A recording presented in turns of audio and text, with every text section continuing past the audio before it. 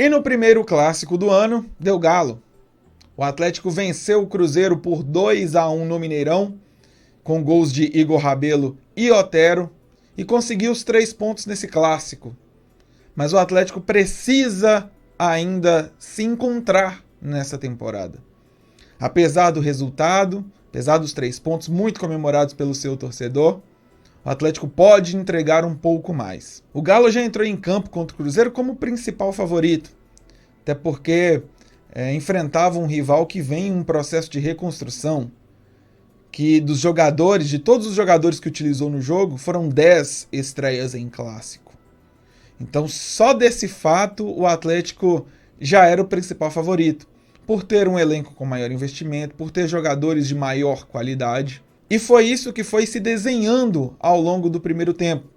Cruzeiro com uma proposta completamente reativa, mas o Atlético não conseguia criar. Apesar da muita posse de bola do Atlético, muitas vezes posse de bola no setor ofensivo, o Atlético não conseguia achar espaços para penetrar a defesa do Cruzeiro.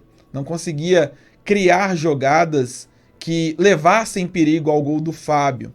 O Atlético conseguiu jogadas em bola parada, em cobranças de lateral, cobranças de falta, mas com a bola rolando ainda faltava alguma coisinha para entrar na defesa do Cruzeiro. E foi justamente em um lance de bola parada que saiu o primeiro gol. Uma cobrança de escanteio que o Igor Rabelo se antecipou a uma falha de marcação do Cruzeiro e tocou de calcanhar para o fundo do gol. A partir daí foi que o Atlético melhorou no seu primeiro tempo.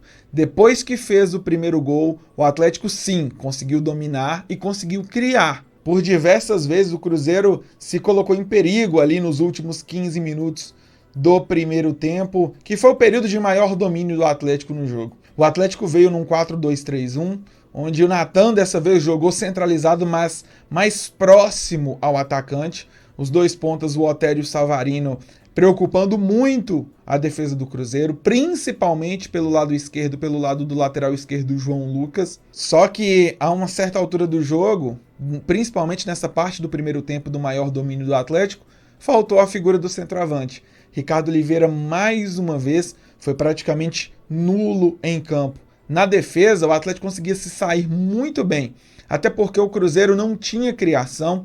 O Atlético já sufocava, assim que perdia a bola, sufocava o Cruzeiro, que era obrigado a fazer lançamentos longos, e na maioria das vezes Igor Rabelo ganhou os duelos contra o centroavante Marcelo Moreno. Então o primeiro tempo foi de domínio do Atlético. Mas veio o segundo tempo e aí o desempenho do Atlético caiu absurdamente. É claro que tem um adversário do outro lado, né? O Cruzeiro entendeu o jogo e foi melhor na segunda etapa. Mas o Atlético tem que tirar lições disso, porque foi dominado mais uma vez por uma equipe de investimento inferior. Por mais que seja o seu maior rival, por mais que seja o Cruzeiro, a equipe do Atlético não pode ser dominada da forma que foi. Não pode jogar como jogou no segundo tempo.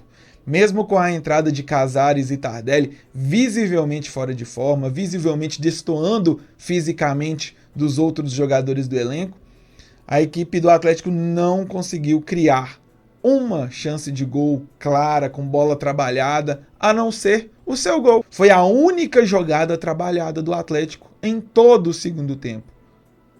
É muito pouco para uma equipe que tem o investimento que o Atlético tem e o poder de criação que o Atlético tem. Mas também existe outro fator nesse trabalho atleticano, que a partir do início desta semana, o trabalho é outro. O treinador é outro, que vai implantar uma nova filosofia, uma nova metodologia. O Atlético que enfrentou o Cruzeiro não é o mesmo Atlético que vai para a sequência da temporada. Até porque o Sampaoli ele tem um jeito diferente de trabalhar tanto a sua marcação, quanto as suas jogadas ofensivas, quanto a sua organização ofensiva. E o Sampaoli vai implantar isso a partir de quando começar a treinar o Atlético. Ontem o Atlético ainda foi treinado pelo James Freitas. E mais uma vez o desempenho do time caiu absurdamente entre um tempo e outro. O próprio Sampaoli esteve ontem no Mineirão e percebeu isso. Percebeu que o desempenho da equipe caiu, que o time perde intensidade de um tempo para outro e vai trabalhar isso com a sua preparação física também. É importante que o Atlético tenha consciência de que a sua temporada recomeça. Que apesar dos desempenhos ruins contra o União, contra o Afogados, até os jogos ruins que fez no Campeonato Mineiro, e o jogo não tão bom contra o Cruzeiro, que também fez, a partir de agora, tudo muda. Os jogadores são os mesmos, mas a filosofia é completamente nova. Dentro de campo, o Atlético promete não ser mais o mesmo que foi nesses últimos meses, nesse início de temporada. Resta saber quanto tempo precisará o Sampaoli para encaixar, para definir o seu estilo de jogo junto com esse padrão da equipe do Atlético. A equipe do Atlético tem jogadores inteligentes. No clássico, o Igor Rabelo foi muito bem. O Otero também jogou muita bola, uma bola que não se via no Otero há algum tempo. Incomodou o tempo inteiro a defesa, não só com os chutes, mas com sua movimentação. O Savarino, até onde conseguiu, até onde teve fôlego, também teve um bom papel. E isso mostra o quanto o Atlético tem de material humano. É claro que ainda precisa de reforços. É claro que a questão do centroavante ainda não está bem resolvida. A questão do Casares também, se ele vai ficar, se ele consegue ser eficiente nesse papel de meia. Essa questão também não está resolvida. Então o Atlético tem ainda alguns pontos a trabalhar com o Sampaoli. Mas é necessário que se saiba que é um início, é um reinício de temporada para o Atlético. Todo o discurso de paciência que foi proposto no início do ano vai ser proposto novamente agora. É um outro trabalho que vai começar do zero. O Sampaoli chega com uma nova filosofia, com um novo jeito de trabalhar, e nada melhor que uma vitória no Clássico para começar a temporada com o pé direito.